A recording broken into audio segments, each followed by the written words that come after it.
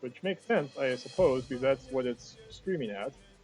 It's logical, but I think like it would have to. It'd be a good idea for it to warn you about that. But generally speaking, this technology has been working pretty well, so um, I'm just glad it's working now. Um, all right, so we delete this scout. Like the working.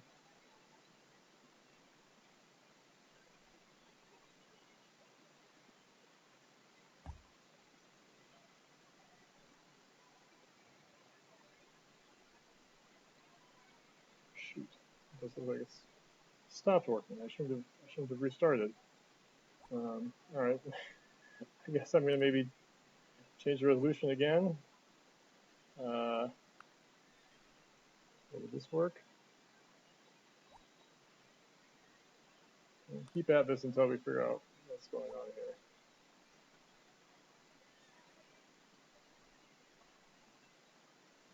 Okay, there we go. So I guess it needs to be 1024 by 768, and you need to change it to that resolution after you've started the game. You don't want to start the game at 1024. Okay. All right. The joys of PC gaming. All right. So now we're going. All right. Thanks for your patience, everyone. I hope there's still a couple people still here. All right, obelisk. So what do I actually want to build in the city? I think what I decided before was to put down the barracks. No, I think I'm actually make a worker. I don't want to try to grow my cities. Okay, so have I explored all the way around, or no? Okay, I'm going to keep exploring. At least probably. How many turns am I away from Antium growing? It's going to take a while. It's at least 50 or 60 turns away. All Do right, got not my throw the archery, arrow so I which can will now return build. against See, you. this is one of the unfortunate things right here about what I guess you'd call data-driven design. So um, right now, archery comes up. Everything that you not everything, but well, yeah, basically that's true. Everything that you see that comes up through the UI in Civ 4 is driven by the XML files. Um, archery is a technology, and if you look in the row for archery in the XML, well, it'll list a bunch of things. But most importantly, actually, if you go to the units.xml, it's going to have a bunch of units, and for these 4 units, archery is a prerequisite for them, and so that's why it's showing them in this case. However, I mean that's not really what we want to be showing people here. Really, what I want to show people here is archery has been discovered, and you are now able to build the archer. It's not really useful to people to say, hey, you can also build the longbowman and the crossbowman and the horse archer. Um, and because these things actually require all these other technologies or resources or whatever, I would rather push them off till then. And actually, thinking back, I'm not sure why I didn't. I imagine this problem is fixable. You should only show. I think in the XML it gave room for like maybe 2 or 3 tech prereqs for each unit, and probably you should only show it if it's in the first column, the very first tech prereq. So I could have probably solved this problem by making the first prereq for a crossbowman be machinery instead of archery, and then not showing this pop-up. But somehow we didn't actually do that. But this is one of these little things that's kind of unfortunate um, that it works out this way. It was just sort of this thing where you got to machinery and you can build crossbowmen, but wait a minute, maybe someone never actually discovered archery. Well, that's too bad. We're going to have to figure out a way to solve that. So we solved that problem, and then that led to this problem that when you see the archery pop up, you see it talk about crossbowmen and longbowmen and so on. One of those little polished details we didn't get quite right. And again, by the way, I'm playing Civ 4 vanilla. It's very possible that some of the people who worked on Warlords or Beyond the Sword solved some of these little issues.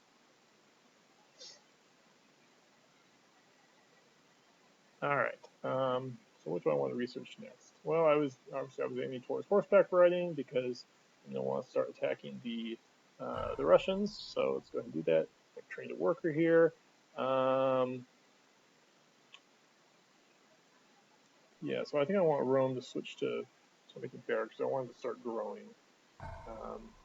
because it's got lots of good potential tiles. So I want to send these guys up here to get to the marble. So let me move them here, across the river. Okay, so now here's the big choice.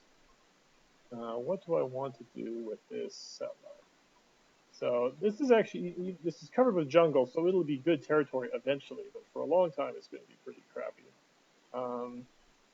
This is decent territory, but there's no resources. There's this thing here, three gold uh, tiles. Similarly over here, it's just a bunch of jungle. There's no real resources. If I'm going under the theory that I'm going to eventually attack the Russians, then maybe I don't even need to worry about this area here. So that basically narrows down my options to like trying to grab this um, uh, jungle spot or going down here for the gold. And I have a feeling that the Incans would probably put a city here before they go for the gold. So I think I'm going to aim for this area here. Even then, there's still not really a good spot because the river is not that close. I guess I could put the city here, maybe? How close am I to Rome if I do that? That's pretty good, actually. The cities wouldn't have any overlapping tiles. I can do it here, even. Should let me found the city bigger sooner. I wouldn't be overlapping with Rome, and I would only have 2 tiles overlapping with Antium, including a mountain, which doesn't even matter anyway, and I would be on a river.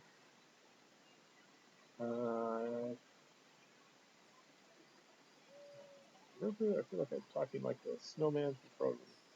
All right. Yeah, seems pretty reasonable to me. I wish I knew where the iron is. That's the thing. I wish I'm going for horseback riding. You know, this is a sure thing. But I would love to know if there's iron. I really look at this whole. I look at this whole area right here, and I think to myself, some resources are going to pop up here. Iron. You know, I've researched bronze working, so I know there's no copper.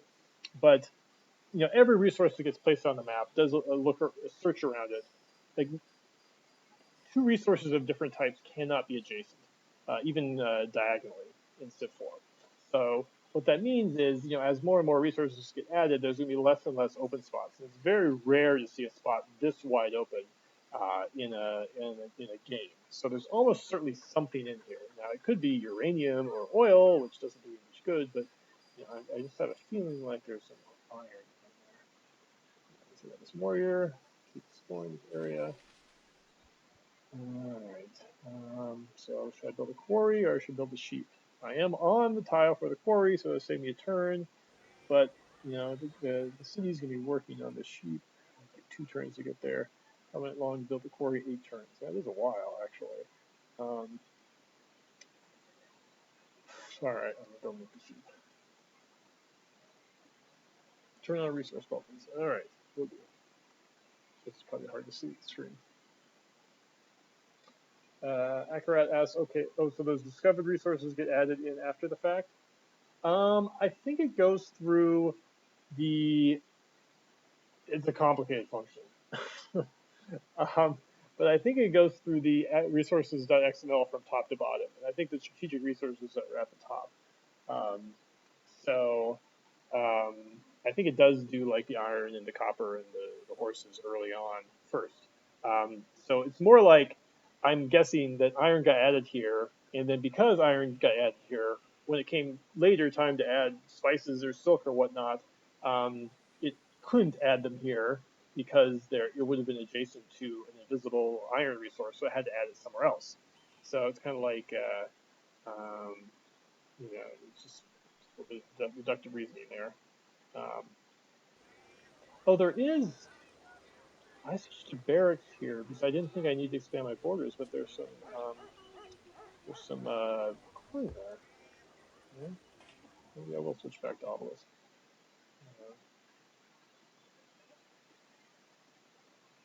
so yeah, that's right. They all the resources get added basically in one chunk. Um, oh, well, oh,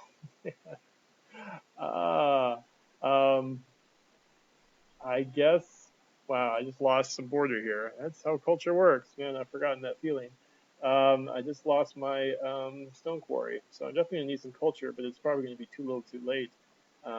Catherine must be. I've forgotten these details.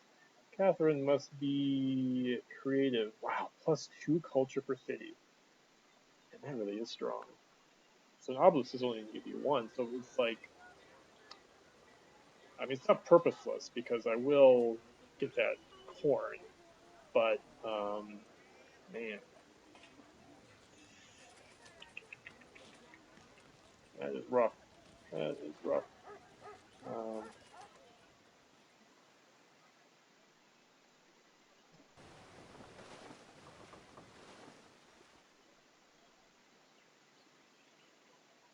oh, good, that's my settler. Second, I got scared there. All right, so what does it want me to do here? It wants me to build a farm here to remove the forest. Now, there's no real reason to do that because my Rome is still 5 turns away from growing. It has all these other good options. So the AI is just trying to be a little helpful, give the human, give the new player a not terrible choice. I mean, eventually a farm would be a good move there, but at the moment, I theoretically know what I'm doing. I'm trying to build that quarry. There's corn. It's always good, although I'm a long way from it. All right, well, it's probably more important to have the sheep than the stone anyway, but this is not great.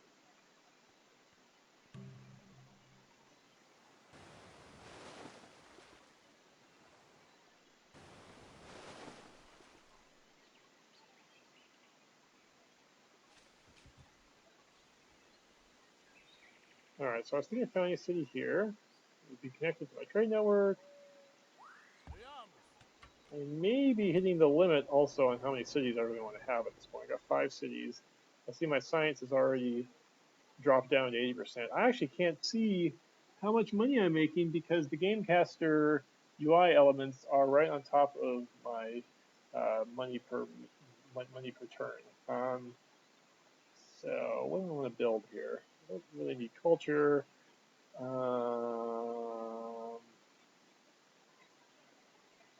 We don't necessarily need a worker right now.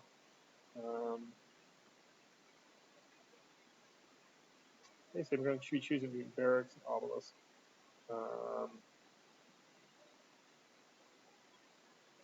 There's a strong reason for me to have. Maybe I'll just switch to barracks then. All right. So what am I doing right now? Yeah, let me try to switch my UI around a little bit.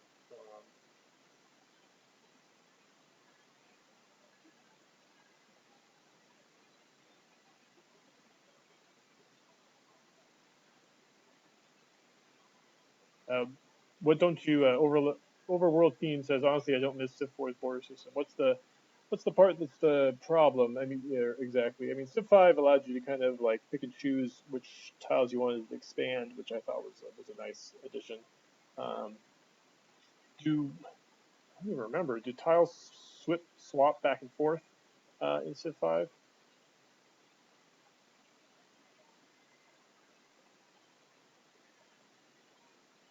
Yeah, well, the thing is, in in Civ 4, Civ Funky writes, Civ 4's border system works really well, except it's a bit strange when conquering cities and third-party culture takes the land.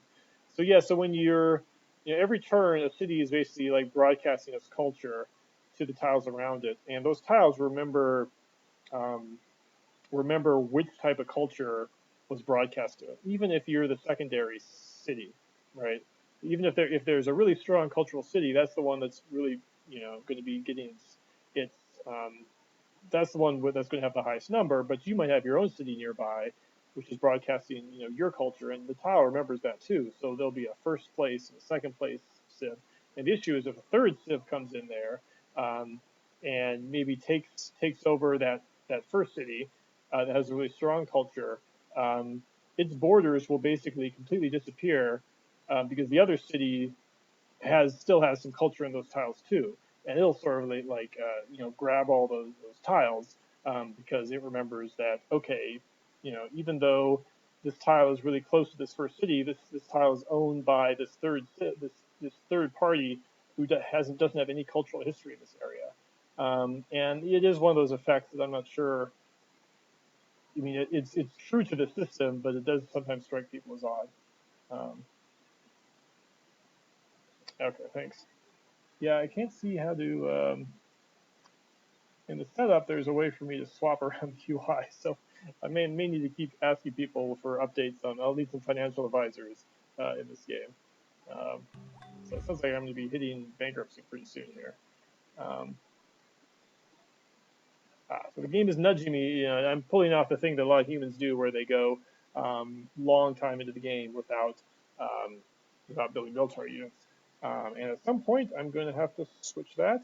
Um, but you know, this pop-up is here in case that for new players who don't really know initially what they're doing. Um, I'm going to wait for my barracks to finish. All right. So it looks like I never found any copper up here. That's how it goes. Copper is not a super common resource, actually. I think there's more iron than copper. So it looks like we've got the whole continental area examined. So I think I will send my guy way back here to home.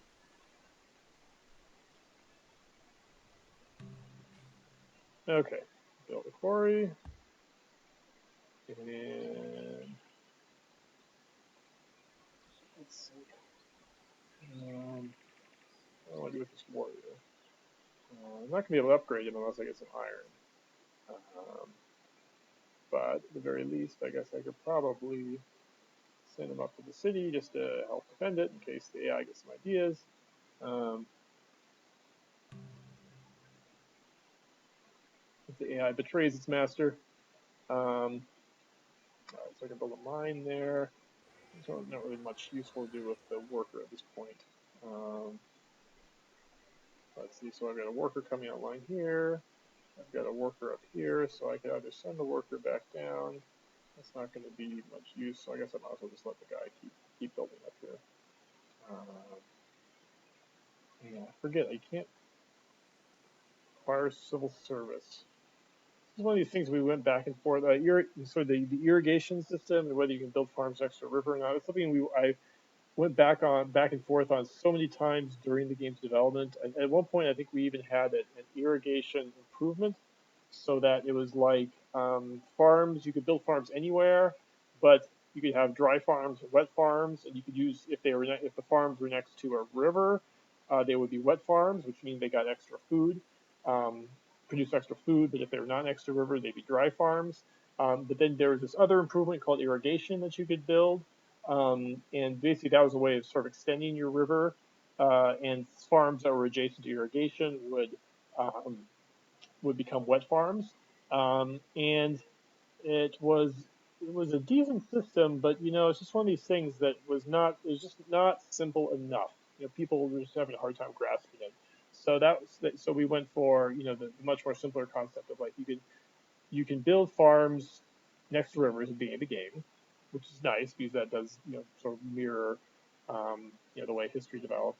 And then there was some tech that was going to essentially unlock building farms anywhere, which is still service. And, this was our abstraction for like, okay, now you have some sort of infrastructure that will actually um, allow building farms wherever you want to. So actually, that's interesting. I see when I mouse over civil service, it says farm spread irrigation. So I guess there is still a semblance of how irrigation works left in the game. Um, hmm. Guys, seriously, I went through so many models that I just do not know at this point how it works in this version of Civ 4. Um, it looks like it will not let me build a farm, period. So I don't know if I guess what I'm curious about is there still that thing in the irrigation, that concept of the wet farm versus the dry farm? I don't remember that. If anyone wants to chime in in the chat, let me know. Um, you need biology to build dry farms. Civil service just spreads irrigation.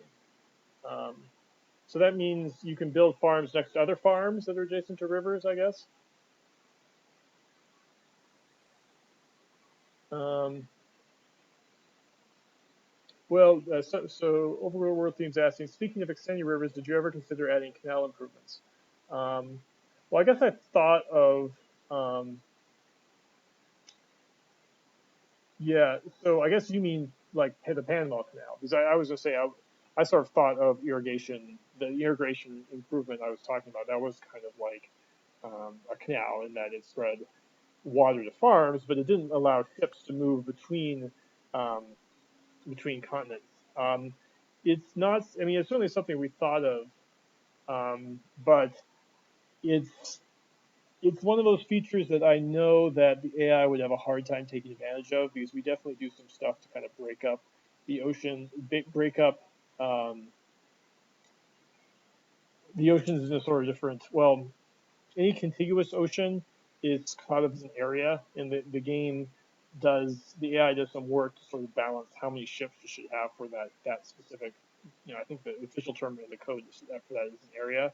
So on Earth, all the oceans in the world essentially would be one area, and would try to figure out how many ships you could have. And if you added the Panama Canal, that would be fine basically because it's just changing the way you can move through that water. But if you had a situation where you had let's imagine if the Mediterranean Sea was blocked off at Gibraltar, it wasn't connected to the ocean, and you added a canal that did connect it. It kind of plays havoc with the way the AI figures out how many ships you should have in each area. At that point, basically, we probably should recalculate what we define as an area and turn this thing that used to be a landlocked sea, the Mediterranean, into part of a whole ocean. And so, that's not really that hard to do. I think it's just an example of one of those things that, you're aware that it's going to require sort of a little extra work. So it's not it's not something that you really jump for, especially since it's not exactly a feature that you expect people to be using a lot. And as you mentioned, you can build cities on narrow isthmuses anyway, um, which again does have this exact same problem that the AI really doesn't know exactly how to balance their troops correctly once you start doing that. So I think actually now looking back, I think I probably would consider doing a feature like that just because I don't think I'm as worried about these kind of edge cases for the AI as I used to be. Um, but I have a feeling that's probably maybe what held it back. Um, all right, so I gotta figure out what to do with these guys. So I guess I'm not gonna be able to build a farm here. So my only option probably really is to build a mine. Right, and so that was also one of the unique things about what made crops so important is I am going to be able to build a farm here because there is corn, um, but I'm not going to be able to build a farm anywhere else. So to be clear, civil service rate irrigation, what that means is I'll be able to build farms next to other farms that are connected to the river, I think. Um, remind me if that's correct. Yeah, so that is you see basically a remnant of this irrigation system I was referencing earlier. Um, wow, I didn't. Did I have Antium building a library? I didn't even remember that. Yeah, okay, I got this fair attention here. So I got 5 cities now. I don't feel like now the best bet for getting more cities. I mean, I could definitely plant another city here, but it's going to be a crappy city. My best bet, unless I discover some iron, is to acquire new cities through conquest. So I'm going to basically be shifting into that mode. I've got a couple cities building barracks. I've got a new worker coming out, but that's mostly just going to be for chopping down jungles and whatnot. Um,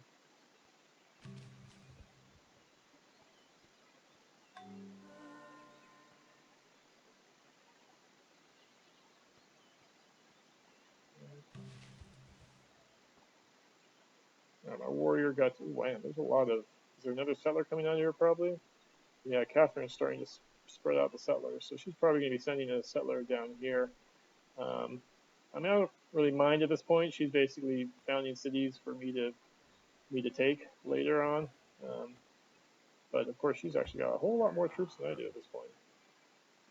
And by the way, playing on Monarch, so the AI is going to be able to build troops faster. But I've definitely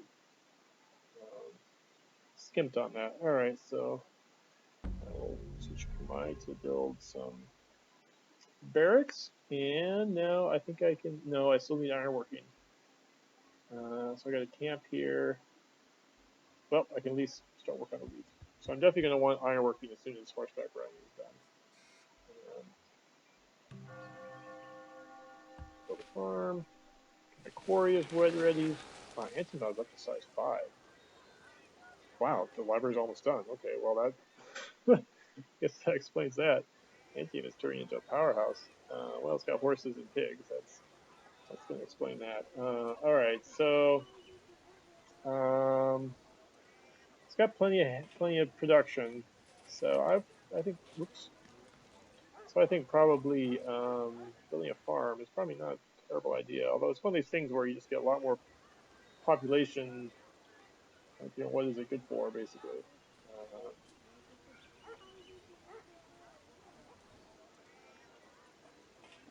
so what are my other options? I could build a workshop that gives me less food. Constructs production, which is. Well, I guess I could start building cottages. Oh, I don't even have pottery. Ugh. All right. Well, I just want to do what I can. Start building some farms.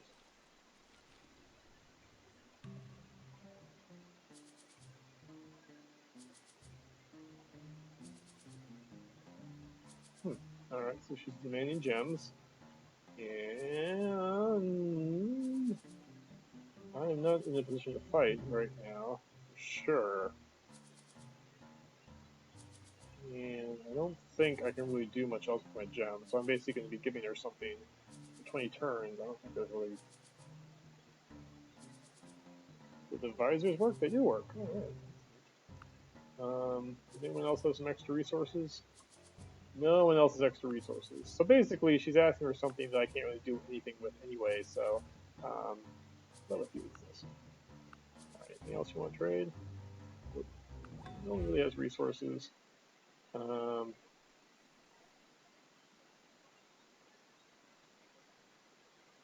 Wow. Interesting. So my advisor is telling me to build more cities.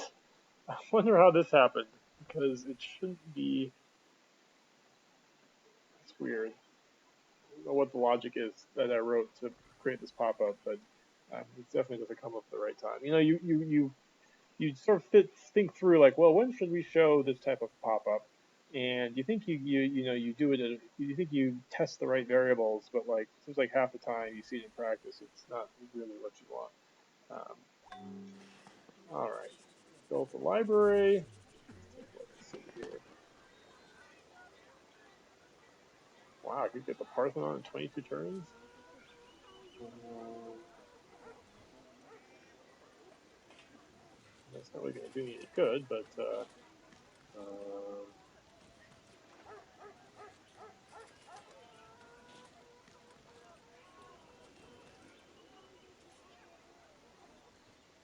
I could build a lighthouse and try to get the create lighthouse. That'd be a terrible thing, but mainly I'm going to it's time to start putting some troops. So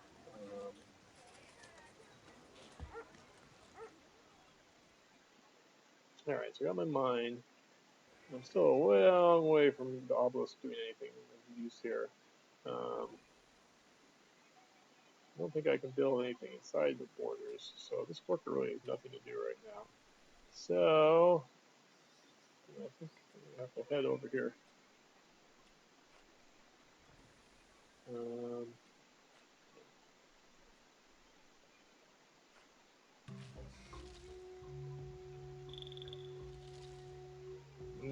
All right, so the Incas and the Persians are at odd. Um, are at odds. So this is an example of trying to get the diplomacy to sort of make you make a choice that you can't just be friendly with everyone, which is generally, I think, a healthy thing for the diplomacy system to do.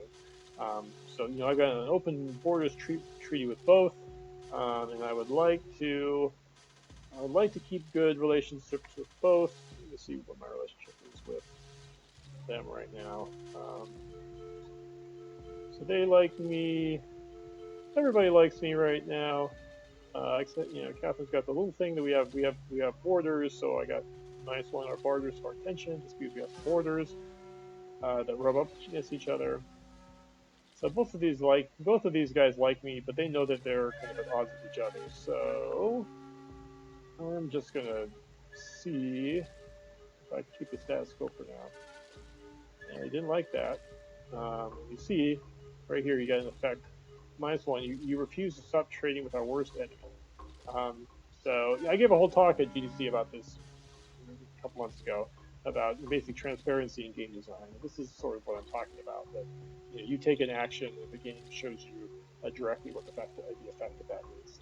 We could have gone a step further and actually be more clear about what the scale is for the numbers. You can see how they add up: +1, +2. 3 is basically the threshold from cautious to pleased. I think 7 is the threshold, or is it 10? That's the thing. Like you see that there are numbers, but you don't necessarily know how those numbers relate to cautious or pleased or whatever. We could have definitely had shown that scale more explicitly, because then I knew like, wow, here's that 3 for pleased. If I even lose 1 point, I'm going to drop down to cautious. And the effect of that is, if when they're cautious, there's certain deals that they just won't consider at all. Um, unless they're at pleased. So anyway, that's how it goes. Aha! I went to class for that. So now there should be If a you little speak the bit of truth, music going on in have the a foot background. in the stirrup. I don't really want to turn up the sound too much because I know it's got some problems with the stream, but um, let me see. Let's see what I can do a little bit. All right, so we got horseback riding, and again, here again, it's giving me help. Like I can build cavalry in 150 turns. It's not very useful. All right, so I think I'm definitely going to want. Wow, I'm not even close to pottery. Oh, pottery requires the wheel. Period. Of course, pottery. I mean, the wheel is pretty important, but I need to find out if there's any iron. So don't worry about that. All right.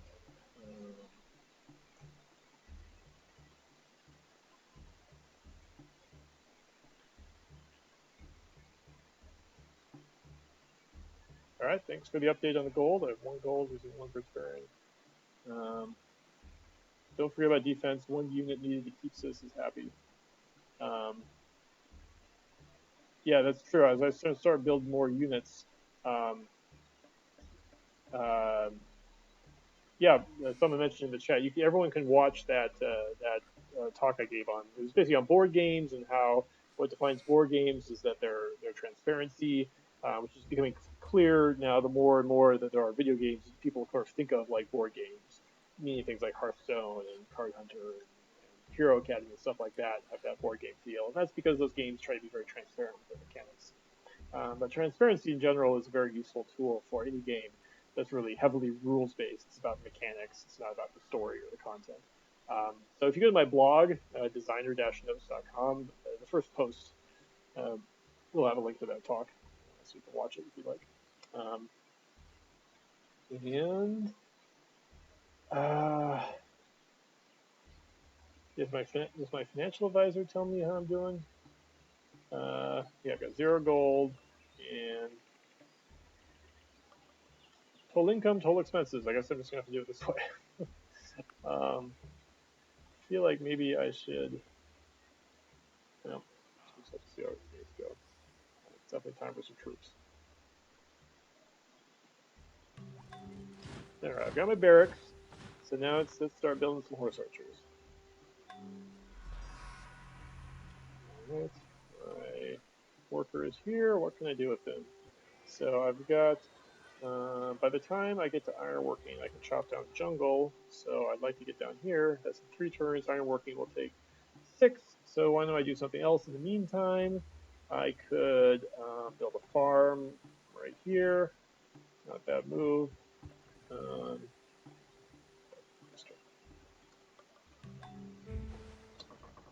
Congratulations, you've trained your first archery unit.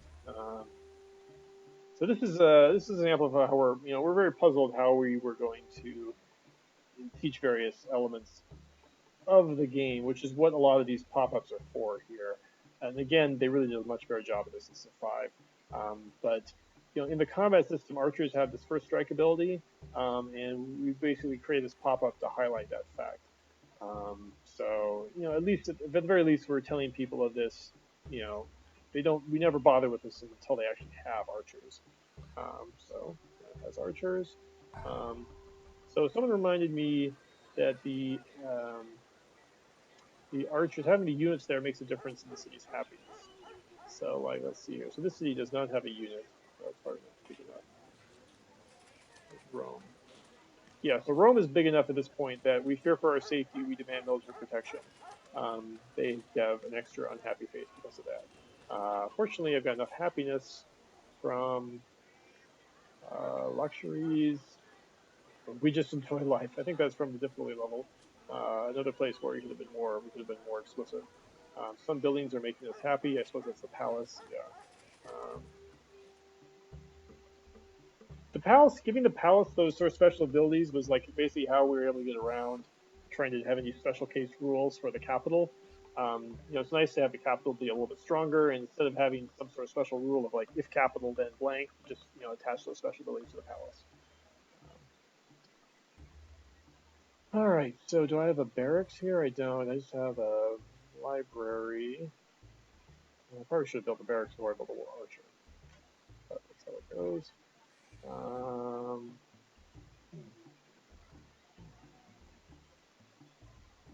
Yeah, because of my gold problems, I feel like it's not a bad thing to invest in some barracks. Um, so presumably, I would be losing a little bit of production if my archer wasn't here. So I'll fortify my archer for the moment. Build a farm here. How long till? Oh, is that why I built the library? Because then I will be able to get the culture bump here. 60 divided by 3 in 20 turns. So that's nice. Nothing really else to do with my workboat until then, so I'll just put to sleep.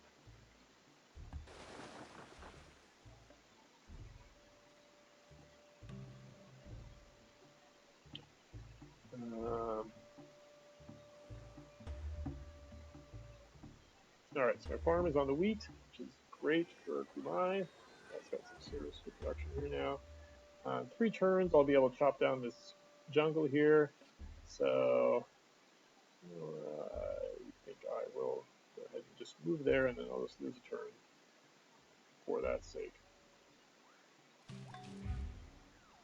Oh, it's telling me this again. This is where it's telling me about unprotected cities. Kumai is unprotected, leaving great risk. So all of these pop-up helps, I believe I had basically a flag in the code, so it only ever showed you them once. So this is the first time where the game is telling you that your city gets unhappy once it goes to a certain size without protection, which must be 3. It's funny that I was just looking for that in the pop-up. So this is, I guess, a case where it actually worked out pretty well. Someone built the Oracle. All right, the Oracle. There was a little bit of controversy over how they affected the Oracle. Where Syrian wasn't too happy with it.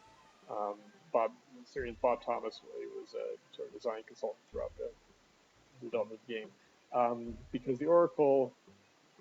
Oh, hold on a second. Let me check what the Oracle does. Maybe thinking of a different.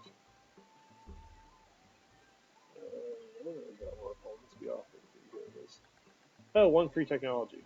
Ah, never mind. That was actually fairly straightforward. I was thinking of another prototype. Um,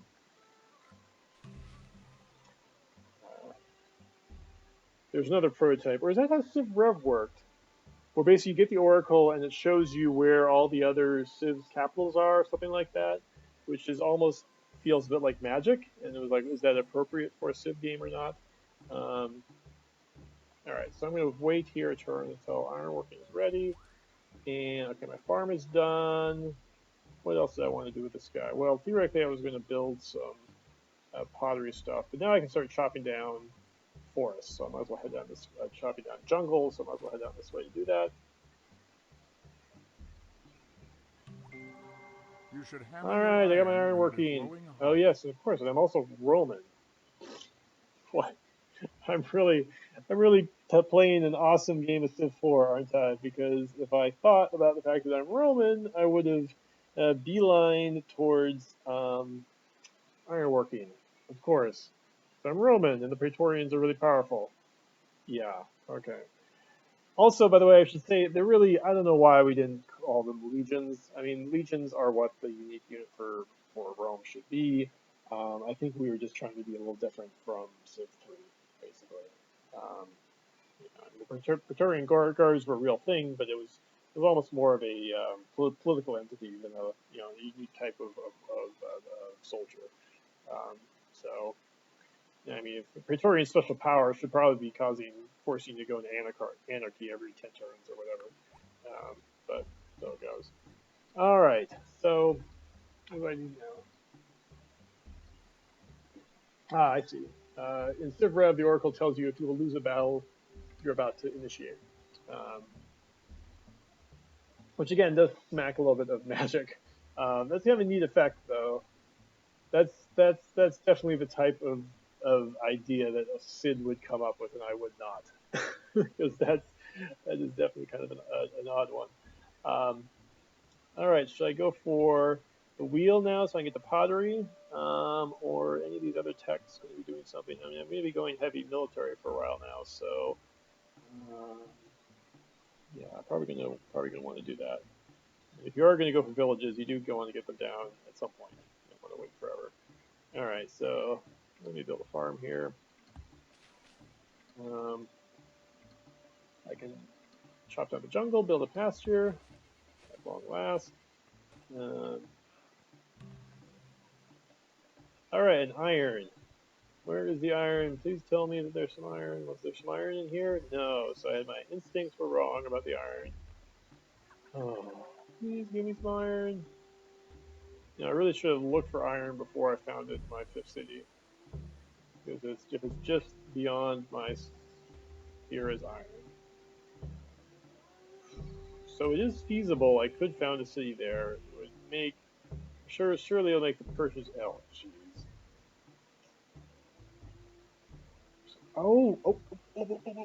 There's iron here. What should I do?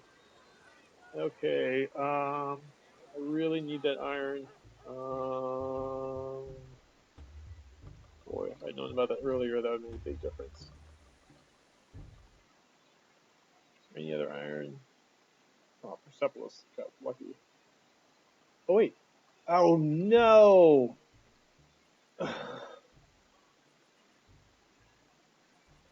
Well, I guess I could just go all in to. Oh, there's some iron right here. The Russians grabbed it. See, this is one of these moments where if I didn't know better, I would say the AI cheated because well, actually, see, this is yeah, okay. So this I can talk about a couple things here. So this is one of those moments. You see, I saw that Catherine made a beeline for this city, founded it, and then lo and behold, there's some iron there. Now, so my first instinct was to basically sympathize with people who would have said the AI would cheat, that was cheating. Now, I can tell you that this is an example. First of all, they're definitely the AI cheating. I'm not trying to be defensive about it, but like in this situation, I do not let the AI look at whether there is whether there's an invisible resource before they found the city. I'm 90% sure. It's been a long time since I wrote the code, but I'm pretty sure that's how it works. However, see here's the thing. Catherine could have discovered ironworking 20 or 30 turns ago, right? If she decided that was how she wanted to go down the tree, she could have got there. And so, um, well, it's got a flash flood warning. Yeah, it's really raining in Maryland right now. It's crazy. But Catherine could have gotten to ironworking quite a while ago, in which case then she would have known that there was iron there, and moving there would have been a very good move. But in your head, you often don't think about it. You think that the AI, just like intuitively, you think the AI sees the world the same way you do. It's hard to get internalize that concept that the AI might see a resource well before you do, and your instinct is like, oh, the AI cheated. Um, So the real question is, what am I going to do here?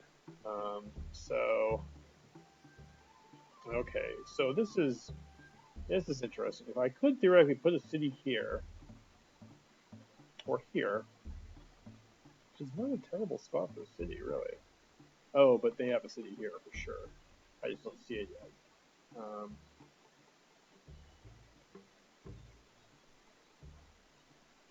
So the Incans must have a city here.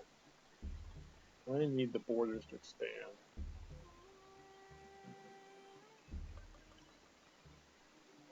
Well, if I put a mine, the thing is, all I need is a mine, road, and I get on the river and I'm good. At least as long as I have open borders with the Incas.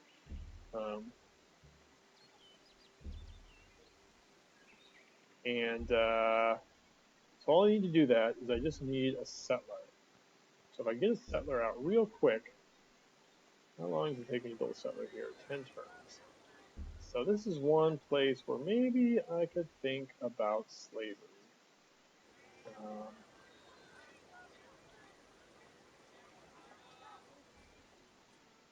Because I really do want those Praetorians. It would be really dumb for me not to take advantage. And I did always want a city down here anyway because of that bizarre goal situation. So maybe I should switch to a settler. And then switch to anarchy.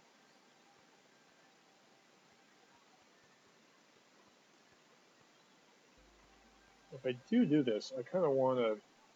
How many turns left here? 7 turns to build the pasture. I'm almost considering abandoning the pasture so that I can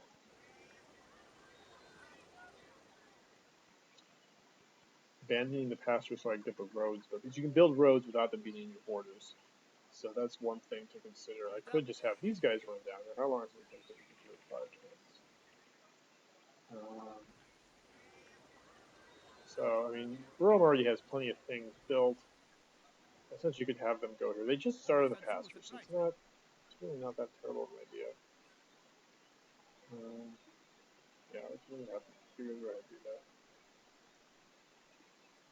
And then I will switch from civics to slavery.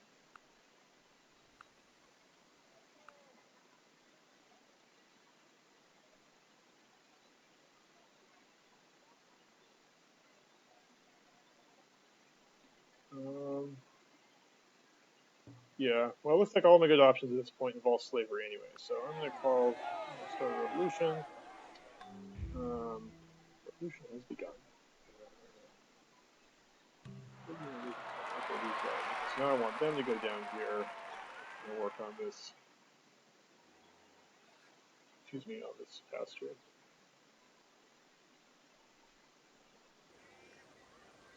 So I'm in anarchy right now.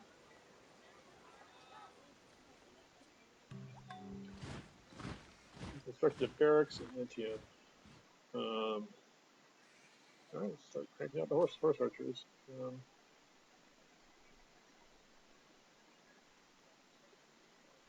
Requires the wheel. Boy, I'm just one turn behind for everything, are they? Alright, well, I'll go ahead and take my move here. Everything's something neither here nor there, but whatever. Push your shoulder through the wheel. Alright, so now we want to research. Something about pottery. Okay, someone suggested beeline for construction so I could build elephants. I don't remember you. Well, I do have elephants. Well, that is interesting. Construction elephants. How good are elephants after all? They're basically like Praetorians, except you don't need the iron. So but they're 20 turns away. How many turns away essentially is my iron strategy? They probably take longer to build too, right? 60 hammers versus Praetorians would be 45 hammers. So yeah. So the pottery.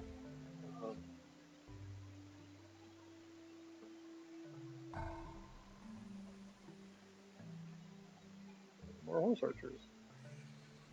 At some point, I'm probably going to be able to theoretically take take Novgorod before I even get the Praetorians. So really, it's probably much ado about nothing. But let's see here. So at least for another turn before I can whip that settler. I want the control chance or the strength. I'll take the strength. I'll probably just stay in speed for now. I want at least a couple horse archers before I get there. So maybe I should start moving my archers towards Rome. So I have a good fighting force. We build the road. That's going to take 3 turns. So 3 turns to build a road, 3 turns to build another road. That's probably 5 turns to build a mine. So maybe I'll have my other workers do that part as well. Yeah.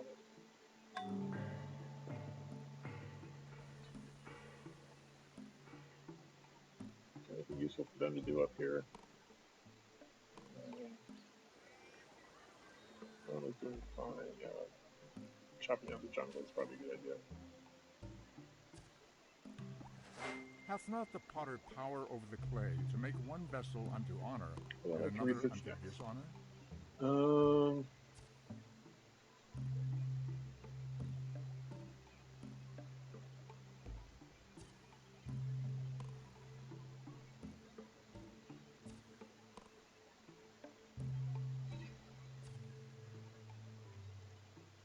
I have any religions yet? At some point I probably would want to build.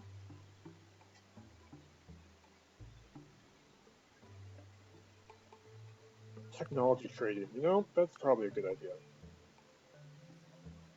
Technology trading, I could probably talk for hours on that. That's absolutely one of the most problematic elements of civilization design, civ design. I was totally not surprised at all that they spent a lot of time in Civ 5 trying to get rid of that. You know what? I think I want a scientist because I want to start getting some sort of great person thing going along, even if it's going to go wild. I'm really looking for the how much? 8 turns versus 13. All right. I'll wait for another horse archer to come out and then we'll start looking at the scientist.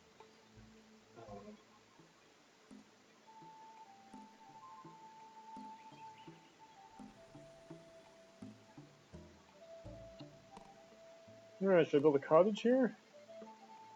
Seems like a good place for it. That area's going to have plenty of grassland. We got a barracks in Neapolis. Oh, at least I will be able to upgrade. Well, I need some money. How much is it going to cost to upgrade? Warrior to a Victorian. So I've got a barrack. Oh, I got that. Oh, pretty quickly. Got the corn. Okay.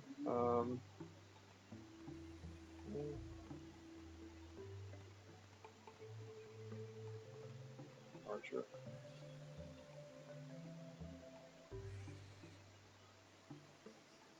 Yeah, it's gonna be a while till I get a worker up there, but that's just how it goes.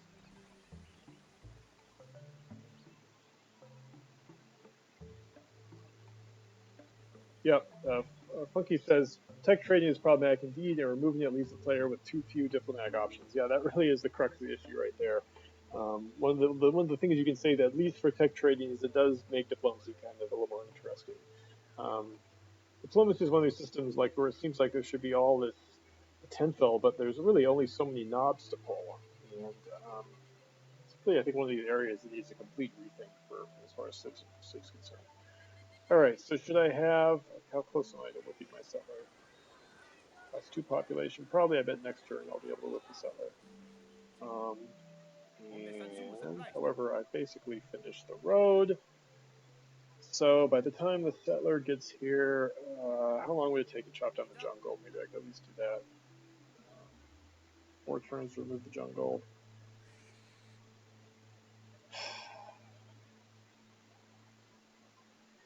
Yeah, because they're going to be able to start building the road this turn, which is nothing for them to do. So I'll go ahead and chop the jungle.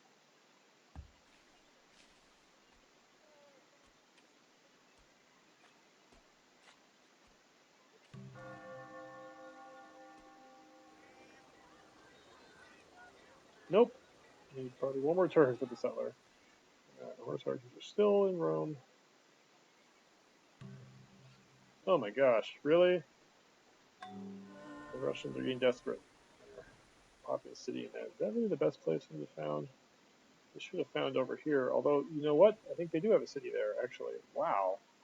Boy, the Russians really caught up. 1, 2, 3, 4, 5 cities. They're actually the same number of cities, and they started off in a really crappy spot. They've got some crappy cities to go with it. Wow. Okay.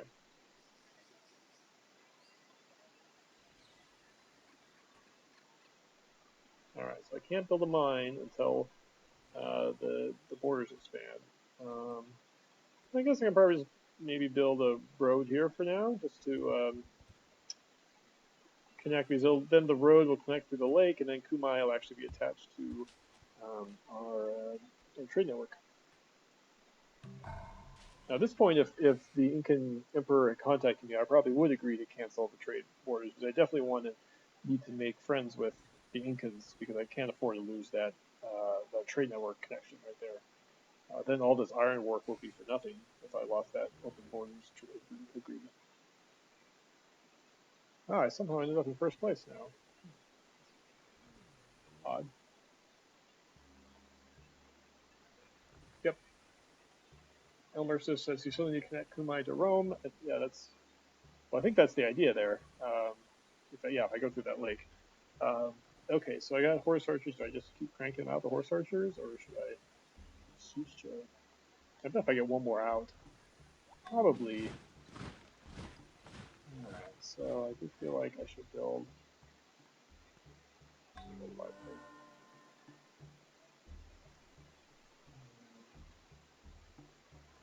Okay, so I got 2 horse archers. I got an archer on the way. This horse archer is 4 turns away. I could kill a population to get this turn, which I bet is probably a decent idea. There's already too many people in the city anyway. So, can I whip the settler down here? Yes, I can. Okay. I am now a bona fide BC dictator, killing my people to produce stuff. That's just how it goes. Alright, so.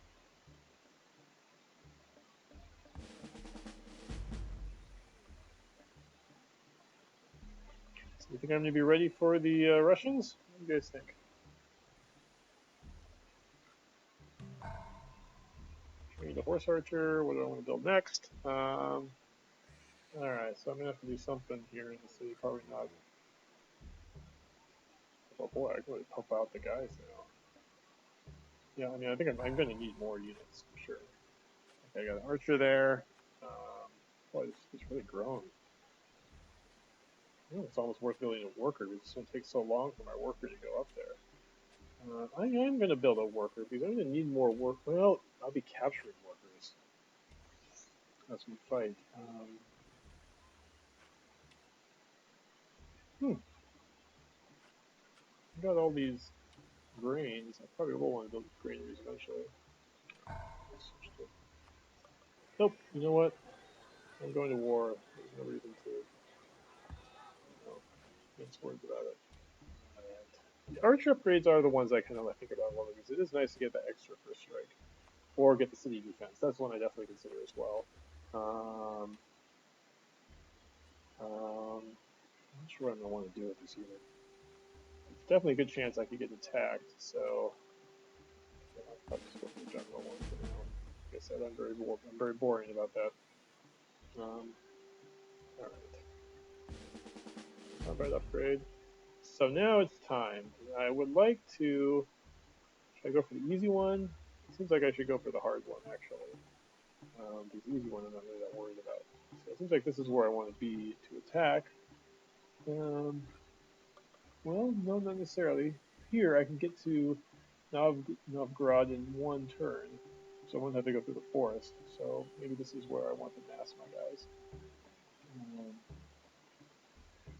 In the meantime, these guys should just sit tight. Costs 2 population for the horse archer. I'll wait until it costs 1 population, basically. So I want that city. Where do I want it? Here, here. Oh, I actually don't want it there. The whole point was to get this iron. So this seems like a good spot. So it's like the desert. All right, so they're going to be found in a little bit. Yeah, so have to just wait it out. So here. So do I want to build a road or wait? So the settlers are going to move there, and then they're found the next turn. In which case, so basically, I just there's really nothing for me to do. I have to just build it out.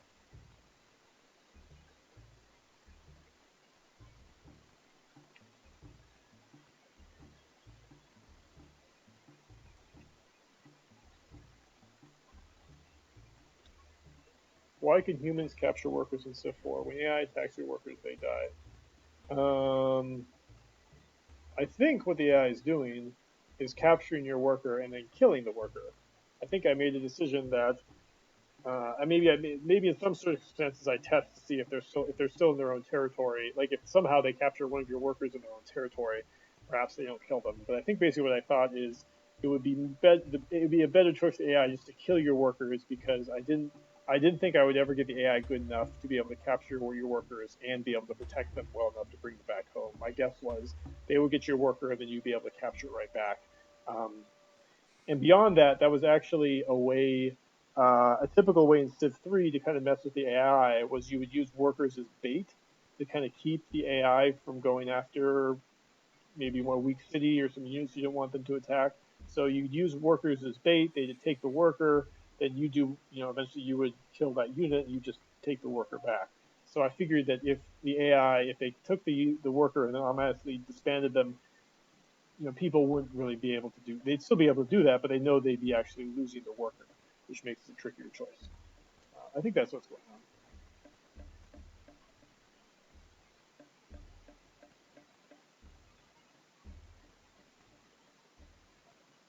Boy, a lot of these memories, it's like they're so deeply buried in my brain. They need this prompt need to come out. All right, let's found that city. I think I can do it this turn because I took half my first step was on the road, so I never actually moved 2 full steps. So let's found the city. Ravenna. Build the mine. I can get the Praetorians. Everything will be great. Start with the library. The obelisk is going to start getting obsolete soon enough, so it's really not a good idea to build it now. So 4 turns, I will have a mine. If I was really smart, I would have these guys here to help build the mine faster. They could double team, I think. All right, whose turn is it now? All right, these guys are 4 turns away. I whip for 1, I can now, so I will whip that horse archer.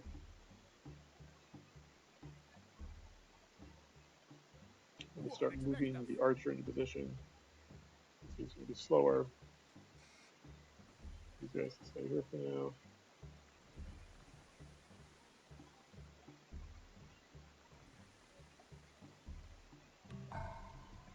Alright, you train a horse archer. Wrong. What do you want to do next? Another horse archer? I'll be able to build Praetorians very soon.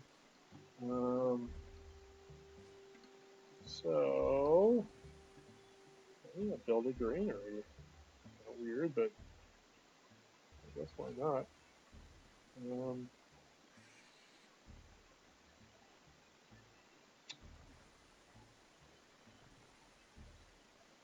Am I having health problems? I'm having health problems. Let's just build another archer. Right, Kumai. Should I build a horse archer here? Oh, I'm not connected, so I can't really build anything special. I'll be able to build Praetorians pretty soon.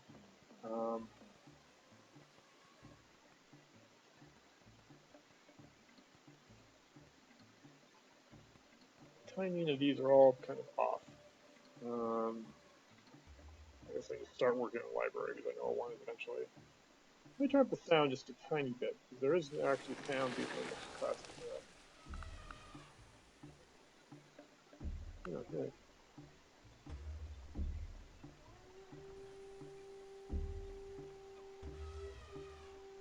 Yeah, it's that kind of quiet, kind of ambient sound that you get in the classical. The classical pieces were all written by Jeff Briggs, um, I believe. Um, and and then after that, we went to licensed music until I get to the John Adams. Well, that was licensed too, and eventually get to John Adams and the modern. Um, let me know if the sound mix is bad. If I you now have a hard time hearing me again. All right. I want to start moving my horse archers. Not quite yet. Well, I guess at some point I got to. I guess I want to leave one guy there for the city defense bonus. Maybe I should actually move the archer as well. Well, I can't move into the territory from there anyway, so.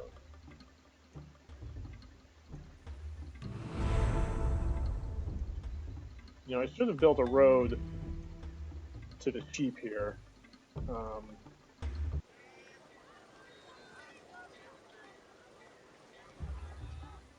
Oh, geez, have I totally forgot the fact that?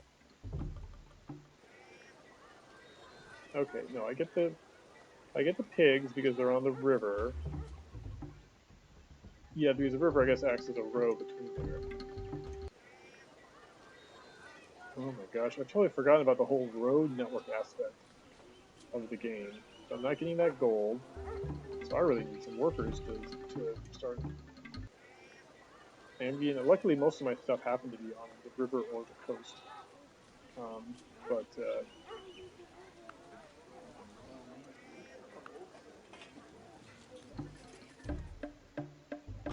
but yeah, I need to actually. So I'm not being the elephant, for example. I need to actually start roading this stuff. Okay. Well, I do have workers. I'm just not necessarily using them well, and I'm about to get a whole lot more. Um, all right. So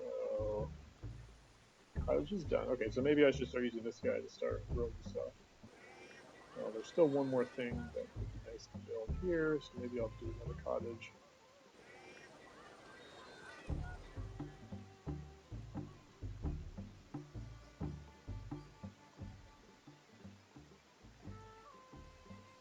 I should just go ahead and start roading up that gold over there.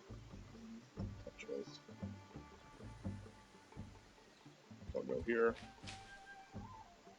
Just all set to not have an unimproved tile. Alright, so these guys are going to go here. I'm still a couple turns away from the Colonial War, so I'll move this guy here.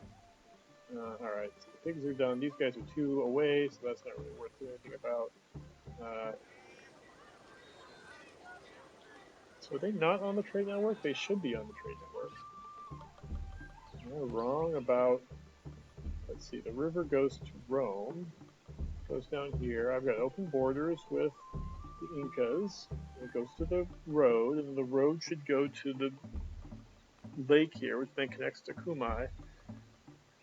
And that should work theoretically, but honestly, that's a lot of steps. This is really that trade network code. That's some of the trickiest code I've ever written.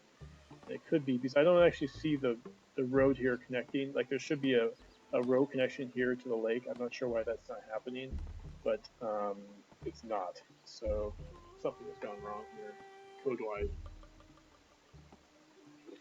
Could be that just needs a refresh, but at any rate, I guess.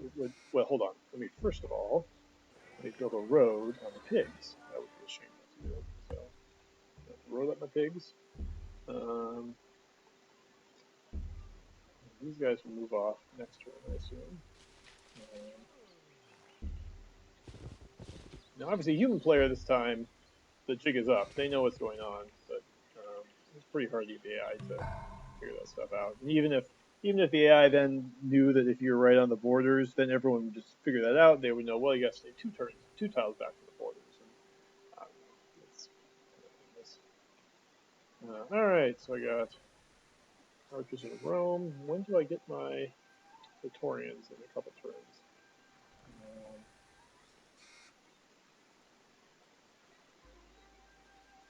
start working on the library. It's kind of silly, but all right. I do feel like I got enough troops. I'm worried now about my expenses a little bit. How am I doing on that? So maybe I'll work on a lighthouse. That's something I probably want here. Archer, yeah, let's switch to library. All right, so actually my income is stable. I mean, I still can go quite a bit down on research, so I probably shouldn't be too worried about that. But I do feel like I'm going to be able to, I'll be okay with professionals. All right. So I'm going to be attacking next turn or the turn after? Well, actually, these guys have already moved, right? No, they haven't yet. So not this turn, but the turn after I will be attacking.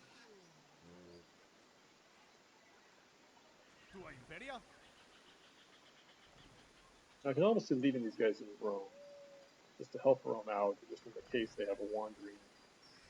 So actually, I'm going to make these guys city defense and just fortify them in Rome. Helps with production and gives me, some reasonable defense. You don't want to be totally crazy and not defend your capital. All right, so these guys chop down the jungle. You know what I really need up here is a stupid worker. Well, I'm about to capture workers. Okay, so next turn we'll be attacking, so we'll stay in one more turn. All right, these guys are parents, so do the same thing with these guys. Give these guys speed defense. No, I won't get one. No, I didn't. They are exposed a little bit. So having that, I will then fortify them. Sword chargers. It's a good chance I might be attacking that new city. Words have the power to both destroy Good and time to heal. contact your When friends. words are both true and kind, they can change our world. Oh, I still have no religion as far as I can tell.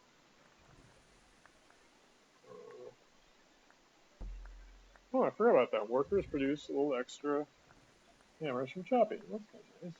Alright, what do I want to get to now? Construction? Alright, so I'll go for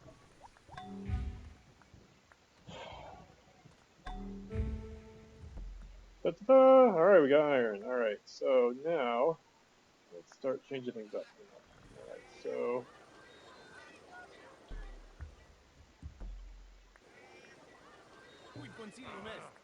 these guys can't upgrade, I think, because I'm not sure why not. I think probably because I'm not connected to the trade network, so I don't have access to iron. There's only nothing I can do about that. I just didn't have them running around doing havoc to the Russians. This is it. This is the turn.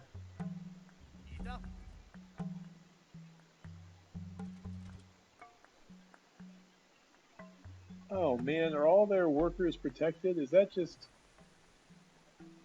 bad luck? Should I wait a turn for this archer to move off? I think I will wait a turn. I don't think this will make much of a difference in terms of the battle, and it would be nice to be able to snag that worker for nothing. Although, I do think the extra workers, I think I did have some code where the archers do, if they don't have anything else to do, they just go and basically swat on workers that are doing something, so I think that might be basically what's going on. Lakes don't, okay, Elmersus just remind you that lakes don't connect. That seems like an oversight on my part. I don't know why they didn't connect. They should. Did you ever consider removing unit healing completely from the game? That's a question from Funky. That's an interesting. No, I don't think I thought about it much. That would I like that idea because that makes troops very much disposable. Well, yeah. I mean, it means they're actually probably less disposable. You don't want to lose them, but it means that when you build a troop, it's going to give you X amount of offense or defense or whatever, and at some point that's going to be consumed. Whereas if you take away healing, you're actually helping the AI quite a bit because it's very easy for a human to kind of like micromanage the troops. If a unit gets hurt, pull them back and heal them. And I actually do like that. I think that's a good idea. to take out healing, because then you're building up a certain amount of military force, and then you're going to go extend it. And you probably have something where you can essentially combine troops, if you want to get something back up to full force. But that's definitely an interesting idea. So the question is the archer going to move away next turn? I'm feeling they won't, and if they don't, then I'll start back. And plus, let these guys in your position as well.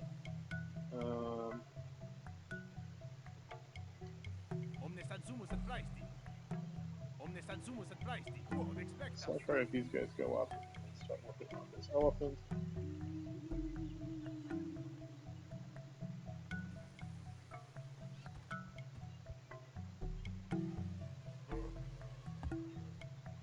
So these guys connect to my. If I was lazy and I didn't get the lakes to work for connections.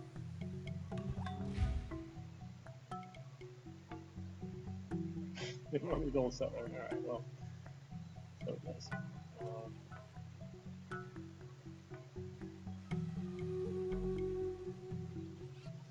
Alright, next turn is the turn. Oh, wait, what am I doing? I'm going to start building some Praetorians. Jeez. That would have been ridiculous. I got all this effort and then start building Praetorians. Alright, should I build them here too, I guess? Once I. It's ridiculous not to start doing them everywhere you can. But these guys are off the network, so I can build them there. But Kisai grew fast. Got all that food.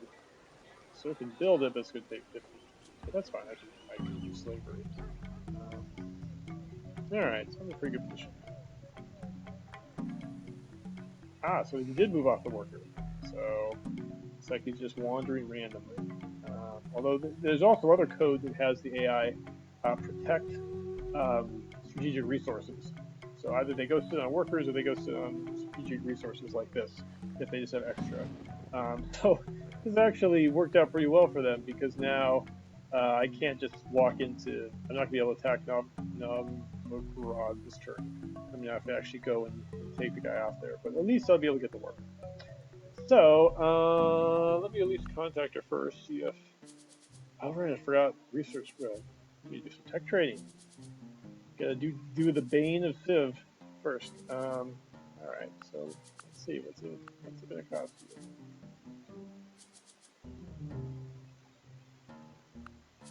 Can't be done. Ooh, I got slapped. Why can't it be done? What if I just ask for these guys? I want all my techs. All right, how about not? How about these? Well, it's a pretty bad trade, but Meditation brings wisdom. This is the deal with tech trading, right? You're not actually losing anything. This is the crux of the problem with tech trading. You can trade all you want, you don't really lose anything. It's non-zero sum. Upon you and give you peace. Yeah, it's not zero sum. I mean, that both parties are gaining. There's really nothing to lose. So this is the issue with it. So what do I want for them? Math. What do you want for this? Alphabet. Well, that allows him to tech trade. So let me at least talk to Cyrus first. Yeah, I'm not going to do that. One of these is just not that important.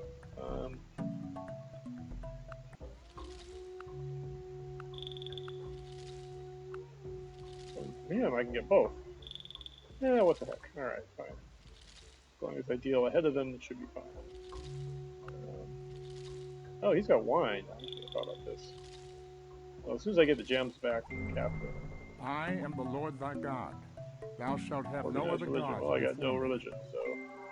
If in other sciences we should arrive at certainty without doubt and truth without error, it behooves us to place the foundations of knowledge in mathematics. I don't want to obsolete my obelisks. Gas system, metal casting, this. Get the war elephants going. I can get the catapults going. Be useful for if the cities become a problem. Currency. Hard to pass up currency. Oh yeah, hereditary rule.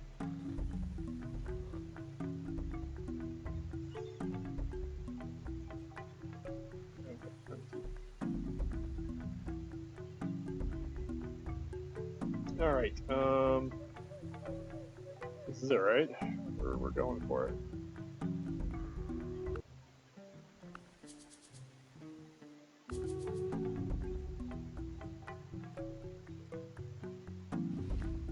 Oops. I should have just declared war. Because now they're going to get booted out, and I lost their movement for the turn. Yeah. Forgot about that. All right. This is basically the only reason to actually have this war thing as part of the dialogue is if you want to if you have open borders. Alright, so now all the troops get bounced out of territories. We're at war. My gem deal is canceled, so well, I'm remembering it. Let's go ahead and actually do something with my gem. You want to trade some gems for wine? Yep, of course you do. This makes sense for everyone. Alright, so that's some extra happiness, I suppose. This is great. Great. Alright. Let's take the stupid workers.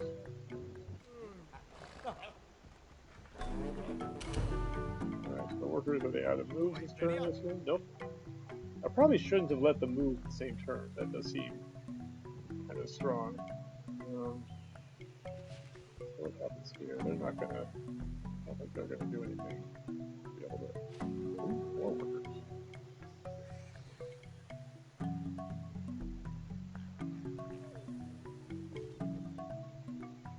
Alright, so how am I doing here? 99% chance of winning against the archer. That's pretty good. I took some damage. Wow, I really took some damage. I almost died to 5 strength. Wow. We'll probably have to heal that guy. Should I pillage the iron mine? They can start building swordsmen. I need 69% chance of beating the archer. I better do that now while I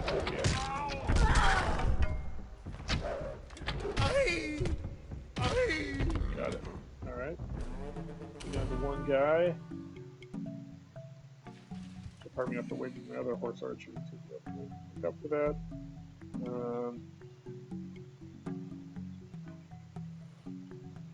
I probably should move this guy out of territory so I can heal it back home.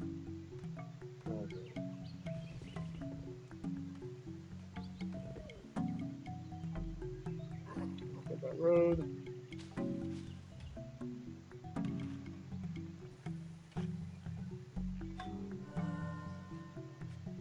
Alright, so this will all be connected pretty soon. So I can get this other elephant going.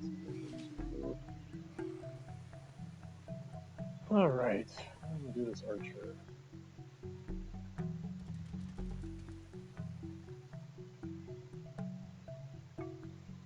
Just this warrior running around causing random problems. Alright, get this guy.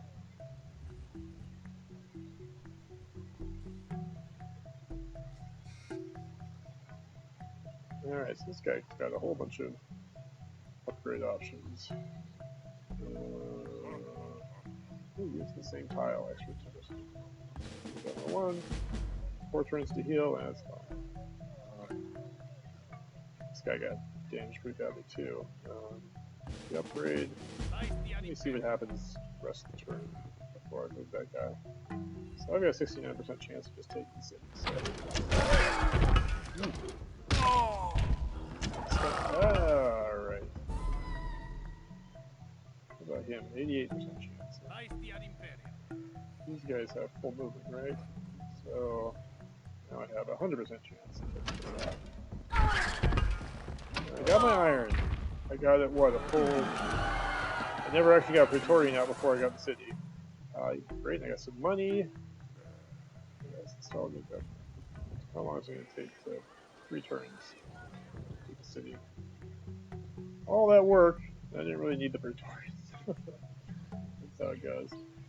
But, I guess my gaze could turn southward in a few turns, we'll see. Alright, so these guys need to heal. Let's let me move them on to the city. Heal them up.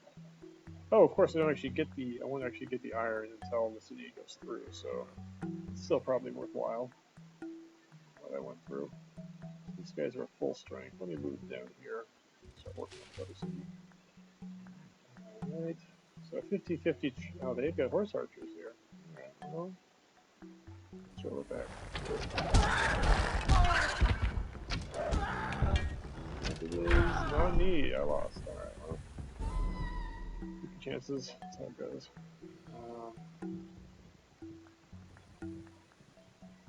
Start rushing these guys. What do we got here? 2 population. I don't really want to whip anyone until it's down to 1 population. Anything else doing? So they should they switch to Praetorian now?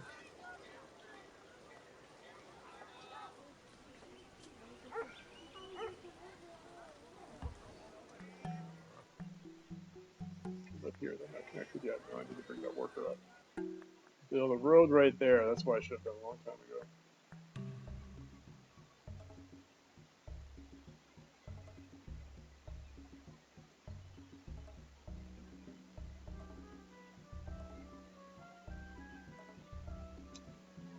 All right, so yeah, so this is working out pretty well here from a designer point of view. The Persians, the Incans do not like each other, and they are forcing me to keep choosing between one or the other. But I am definitely, if I'm forced to decide, I'm definitely going to side with the Incas. Persians are a lot closer to me, and I don't want to lose the open borders agreement with the Incas because that's how I'm connected to Kumai. So, sorry, you can't turn our back on me. Would you like to make a deal? So see now, because they're, no, okay, I think maybe because they're cautious now, they don't want to trade technologies, but he's saying we don't want to start trading away this technology just yet. That probably means they're maybe the only one that they know of that has it, is my guess. Mahabir has been born in a faraway land, a great person. Okay, which reminds me, let me start actually working on a great person here. I know I want a Praetorian, but eventually I need some burger people. Don't mind if it slows down a Praetorian. Actually, 4 turns, that's still not too bad. Alright, let's go up here. Get that road going. Oops. I'm gonna need 2, no, 2 more road. Let's see what's happening here. What's happening? Really? Oh, spearmen. Okay. I guess it's good to have some archers. Build this guy up.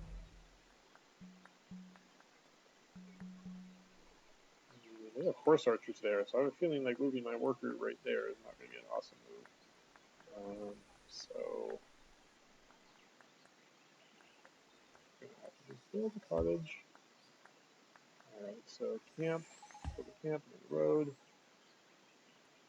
Okay, how about this guy now? He's, need the connection. Oh yeah, let's connect. So we've really done poorly on the whole road. Okay. Alright. Archer's coming down, so these guys could be in trouble. Let me just, may not be a bad idea to pillage the horses. I don't really like the building horse archers, so we can take care of that.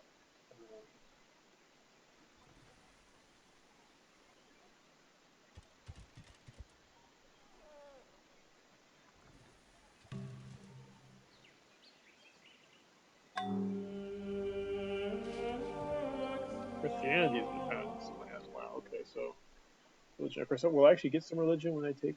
Nope.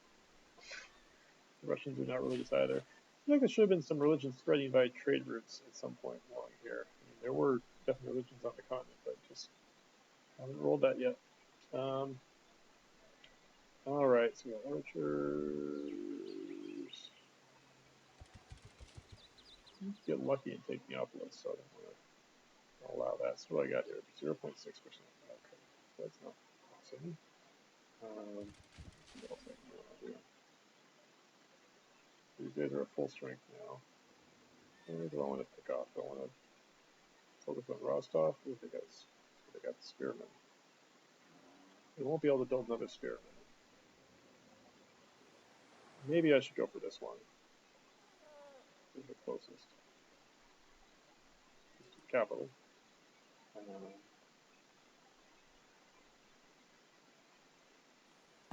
But the road, I don't know if the archers are going to go for it.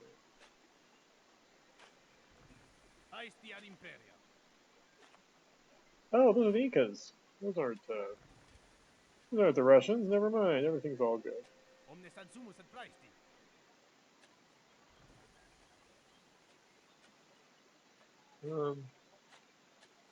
Is there any particular overworld theme is asking? Is there any particular reason that the corners of cultural borders are notched instead of say curved or plain rectangular? I've always found it odd. Always found it odd.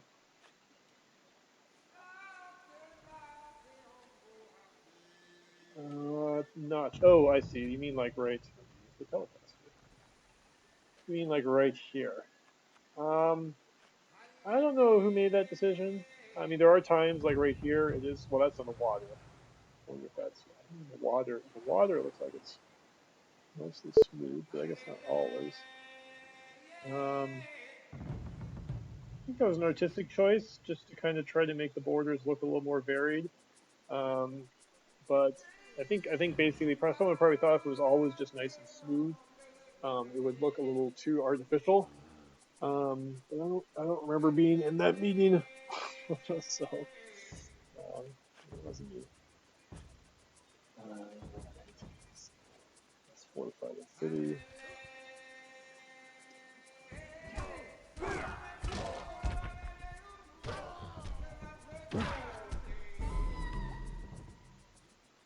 Warriors got beat up by a Russian axeman, so they protected their horses. Well, good for them. That's a good move. We got axemen. All right. Well, I'm glad I took care of their iron. Should I build axemen? No, I built Praetorians. Well, axemen are the same as Praetorians when they're actually facing other axemen, so it might not be bad to have at least one or two. But they're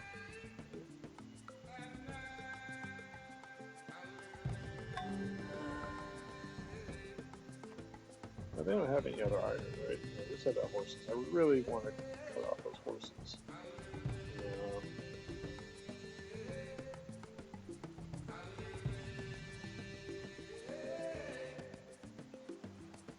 Let me just move on to the core.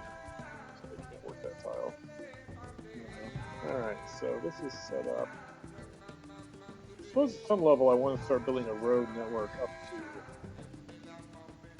Rome. So I'll have it, so I won't be reliant. So if the Incas cancel their open borders, I can be okay with that.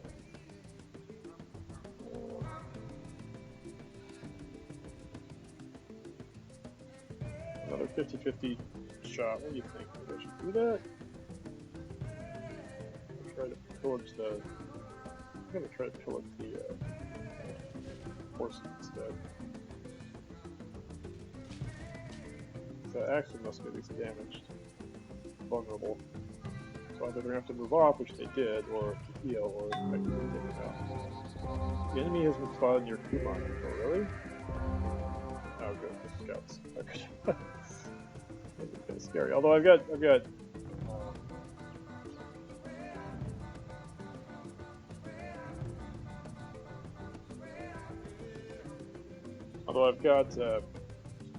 I've got slavery, so the worst would be averted, for sure.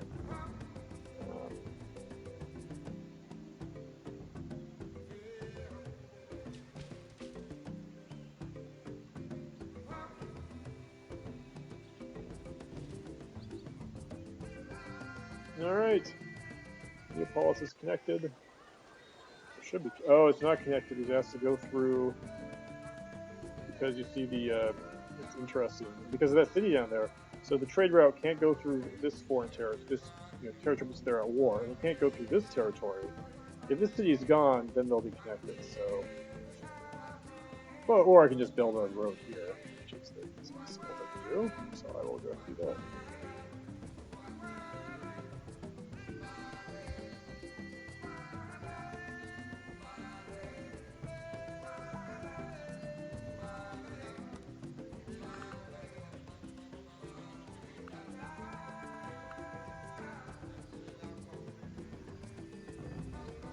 What was it? Okay, I guess these guys just going to do that, I suppose.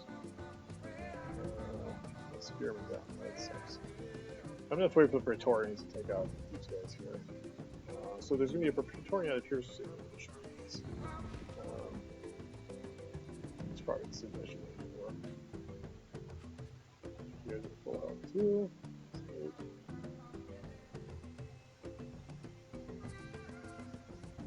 The road.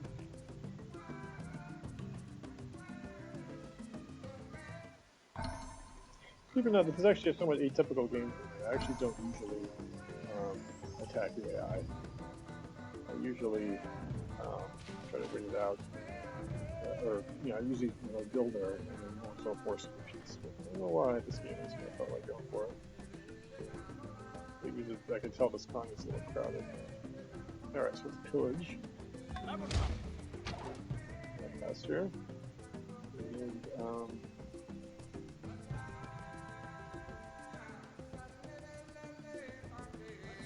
don't want to close too much because this will soon be mine.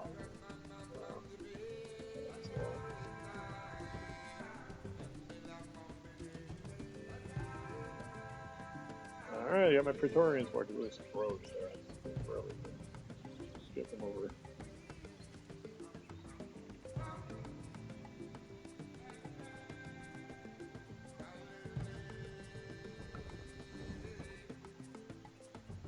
$50-50, alright, well, I'll take it. Because I can fire another guy attacking.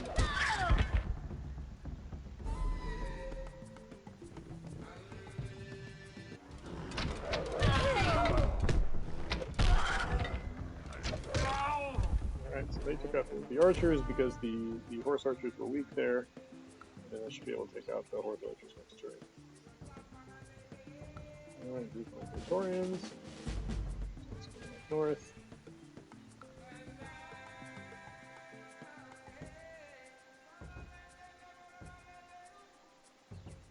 What I want to do with this. So I got 2 workers heading up here. So maybe I should actually build that road network.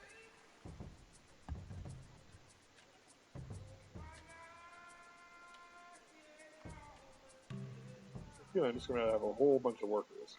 So I can afford to do some stuff that's frivolous.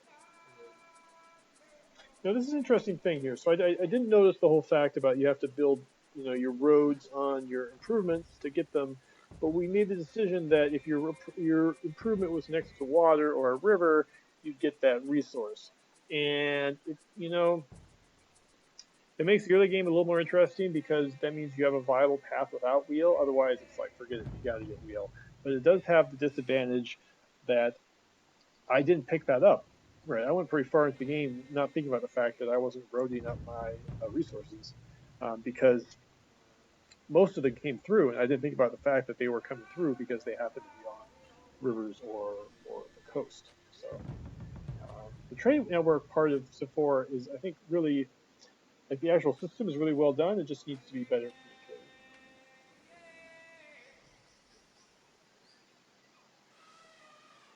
Should I build a road or should I go for the gem? I think I'll go for the gems.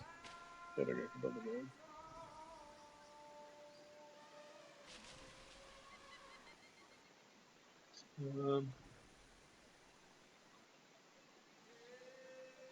Question here. What's the highest level you've beaten Civ 4 on? What level could you beat it on release? Well, it's pretty rare for me to play through a full game of Civ. I don't really remember what level I was playing at before. I mean, I'm pretty sure I could beat it on Monarch or whatever, but I don't. And I don't know. I can't really play the game like that. When you play the AI, it's kind of this weird thing of like I kind of lose either way, because like if I beat the AI, then I feel bad because it means the AI it didn't do very well, and I wrote the AI. Or if the AI wins, well, I lost the game. I guess that that doesn't feel great either. So I just don't know what they think about it in that terms. Also, did you understand the power of great people points on release? Probably not. I'm not sure exactly which thing you're referring to, but I mean, I knew great people were going to be important, and I almost forget now. Did we step back some of their powers in the patches? I mean, I assume them being able to give free text and there's a bunch of things they can do that definitely could spiral out of control. So I think it was probably something we were worried about, but we didn't. I don't think we definitely comprehended exactly how much they could be pushed. Um, I mean, we had our testing group, made up of people from like Symphonics, whatever, that have been playing the game for quite a while, but still, like, you still don't learn nearly as much about your game until it finally comes out. So anyway, if you want to add more to clarify exactly what thing you're referring to, go ahead. All right, so this guy's almost dead, so I definitely do not want to attack with him. I was better off to retreat somewhere safe and start healing. Praetorians, Russians are doomed. It's just a matter of time. Forest here. Well, maybe I should have attacked these archers.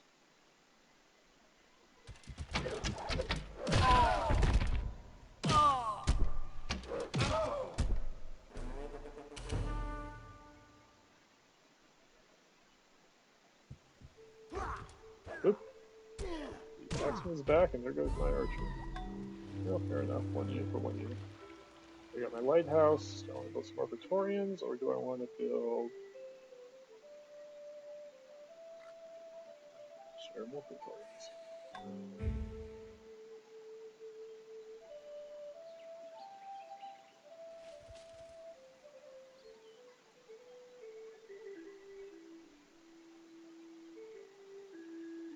Okay, so Funky is replying. Don't remember if they got nerfed, but they ended up adding lots of depth for Civ 4. Just a great addition. Okay, so that's nice. So you were, what you actually were saying is, did I understand how much they would improve the game?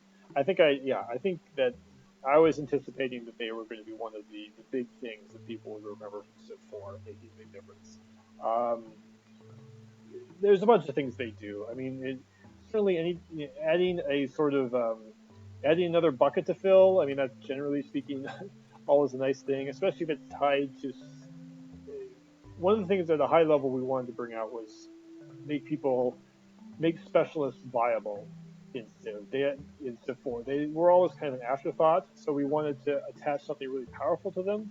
And the fact that there were these different types of specialists, so you could have these different flavors of great people, I thought that was kind of cool. And plus, it allowed this consumable item, which meant you could have these kind of unusual powers that you aren't normally going to be able to play with, right? Like think about the great work power of the artist. That's something people love, right? That was called the culture pop, where you sort of instantly grow the borders of one city. And that was just a really neat thing, right?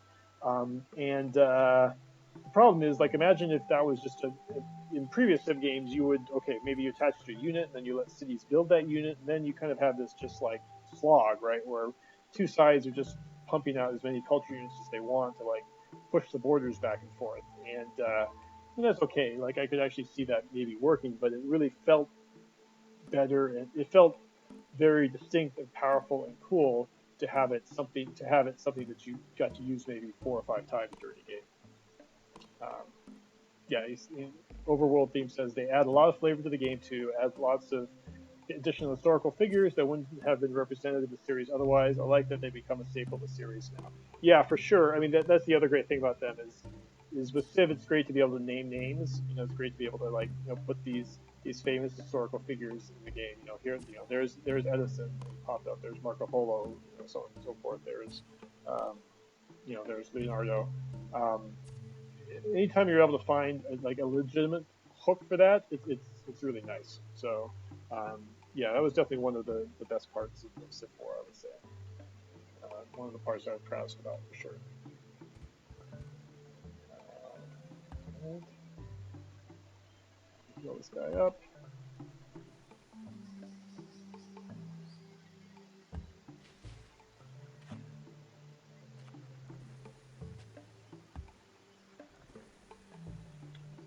All right, getting closer. Will I be able to take the city before my Praetorians get there? I guess that's the question. 88% chance. I'll take the city.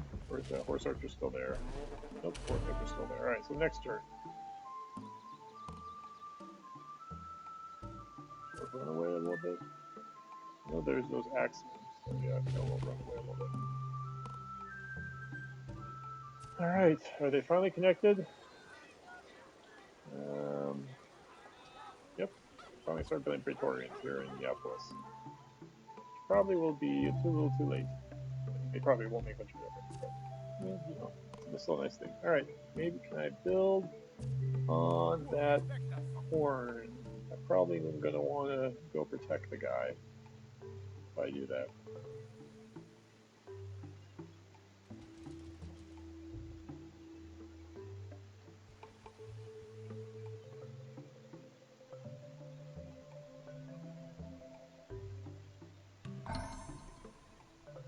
So keeping an eye on him down here. No real road path. It just goes a long way here. All right, got some Praetorians. Goes up here.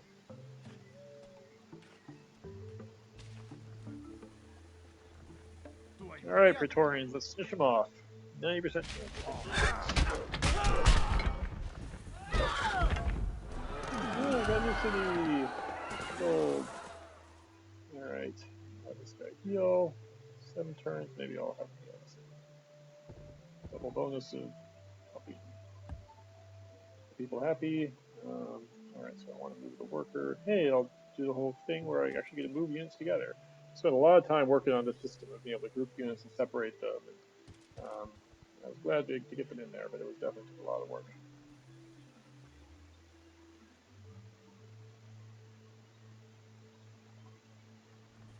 All right, so we build a farm.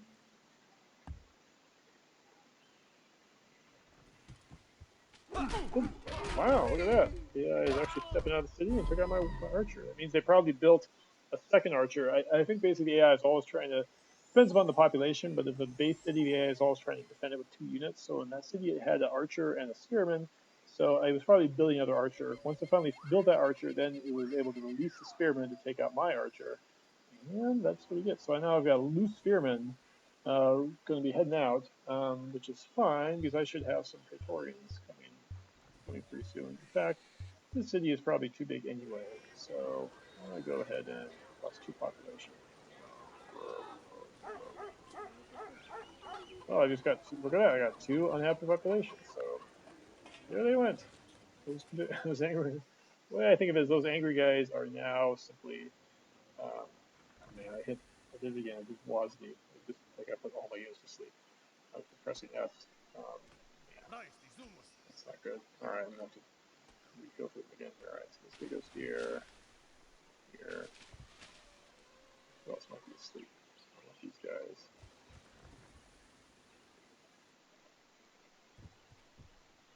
There you go here, build a road.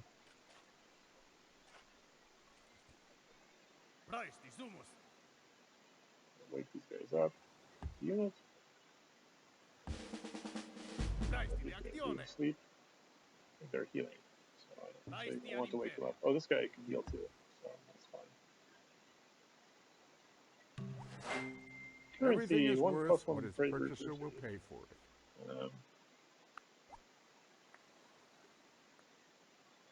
I should probably check the other civs for tech trading. Literature, construction, monarchy. Military rule might be nice. I haven't really taken advantage of having these extra civics.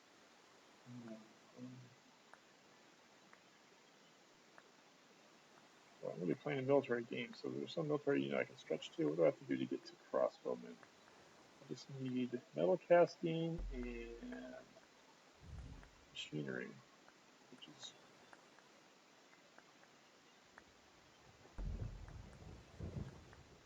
it's only there's 6, so it's actually less than the Praetorians. But you get the first strike, and you are bonus against melee.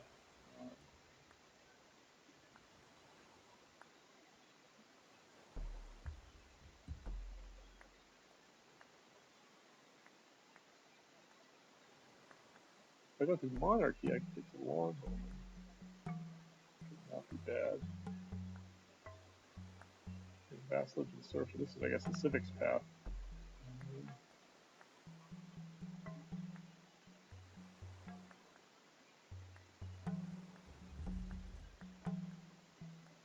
First discover who's a great artist. I forgot about that. That'd be nice.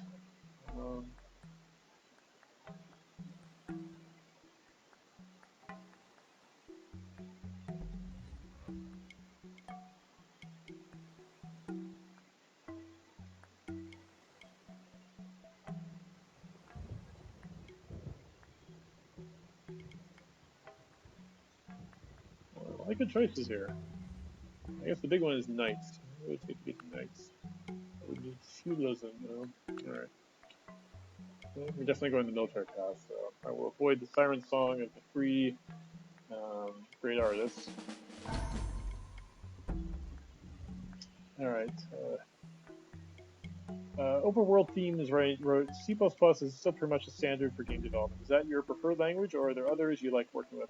Yeah, C++ is fine. I started doing some Java work when I was at EA a few years ago, and I really liked working in Java because it's much more of a managed language that prevents you from doing things that are not really healthy. Plus, you don't have to worry about managing memory so much anymore, which is always nice. And it just seemed like the editor, I would say beyond that, like um, the IDEs, the development environments, they're able to kind of interpret your classes and their functions and everything else much easier with a language like Java.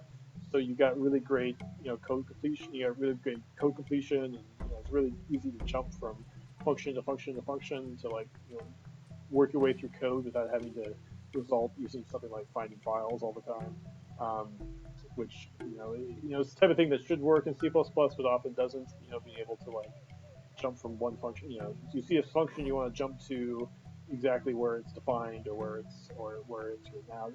Just the fact that Java you have one file, you don't have to deal with headers or source files anymore. And so currently with our current game we're working on right now at Mohawk, we're writing it in C Sharp, which is very much like Java. Um, it's basically like that, but it's with some differences. Um, I think either one. I think they're.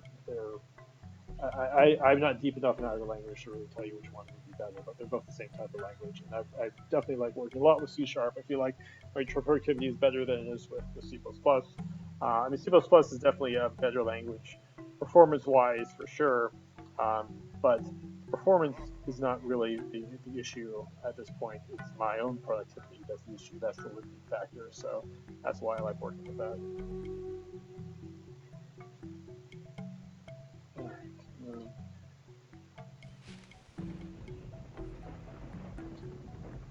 Catherine's got some issues now. I should probably send these guys down south. I'm gonna want to take out a city there. Or just head east, I suppose. Why not? Probably a mistake to move them where I did.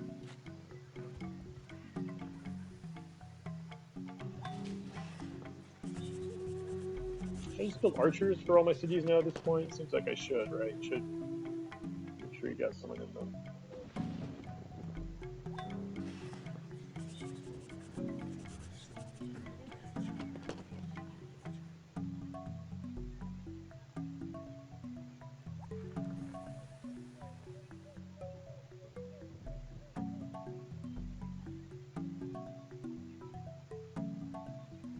Alright, let's keep going here. 2 full strength Praetorians, that's pretty good. Alright, so maybe I'll put a cottage there now that I have that ability.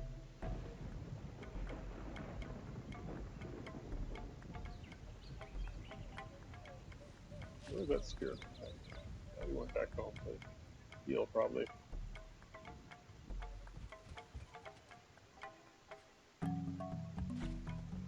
Mining with gems. I should contact them and start some trading. Okay, they don't want to trade just because. Why?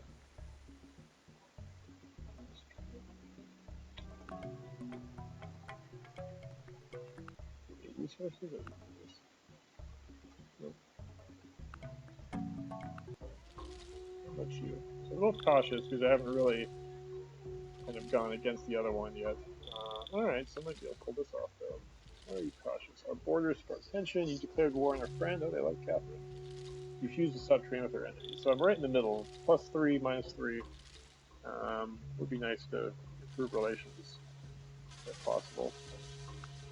All right. That was a good trade. Glad I did that. Monarchy and calendar. Those are actually two texts I could really use. Can't be done. All right. Well, I really would like monarchy. What do you want for this? You want all of that stuff. Well, these texts are not great. Yep. Figure those first ones are just kind of add-ons. Not necessary. All right. What about calendar? All I have to offer is meditation. Oh yes, it's dramatic. Okay. Well, I don't really want calendar A anyway. We've got multitude of obstacles. rulers is not a good thing. Obelisks. Let there be one ruler, one king. That's the big picture. All right. So do I want territory rule now? +1 happy for military unit station in the city. So that's strictly better. I simply lose a turn for revolution, and that's fine. Hinduism. All right.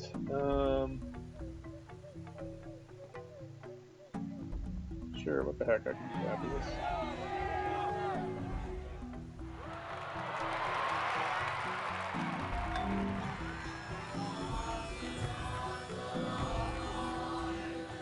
I got in Kumai, which is not a surprise because that's more south here. Let's move into.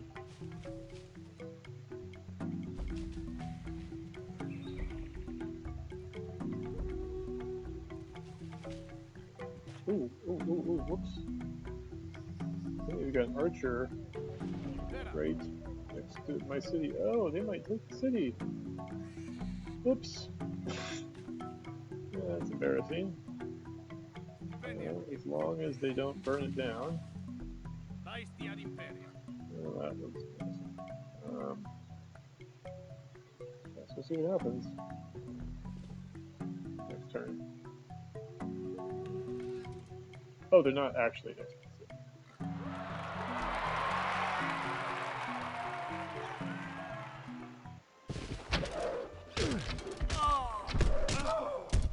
Alright, I guess they're probably aiming for the iron. Take care of that.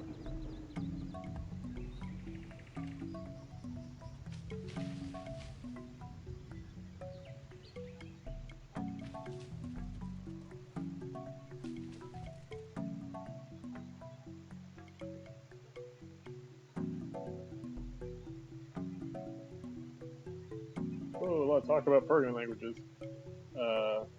Funky is asking, how big is the Mars team?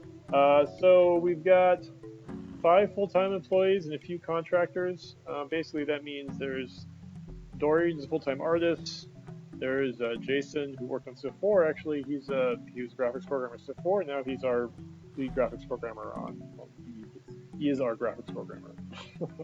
He is our graphics programmer on Mars. Um,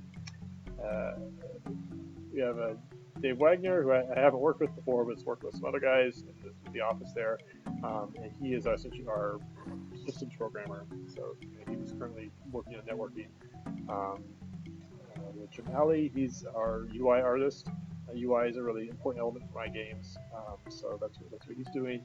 And then we have a few other guys working as some contractors, um, and with Josh Hardy, an artist, who's working on buildings and such.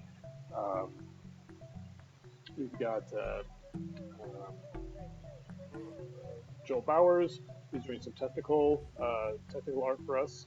Um, he's kind of sits on the edge between being a programmer and an artist, which is really nice to have. It seems like almost everyone in our studio is capable of doing some coding. Jim Alley, who I mentioned before, who's our UI artist, he comes from the web, so he can do JavaScript, for example. And Dorian has taught himself kind of to program recently. And Scott Lewis, who was at Firaxis and was also at Big Beach Games, he's doing UI programming, and he's going to also do some sort of general gameplay programming.